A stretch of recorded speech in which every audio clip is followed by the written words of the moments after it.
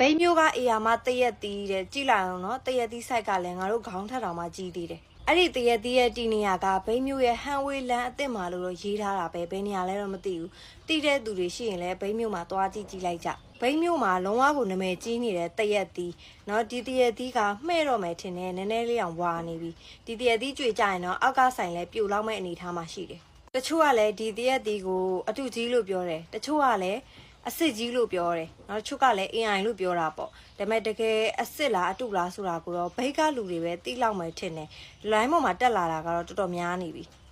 ဒါတကယ်တရက်တီအစ်စ်သားဆိုလို့ရှိရင်ဘာတရက်တီလို့ခေါ်ရမလဲစင်တရက်တီလား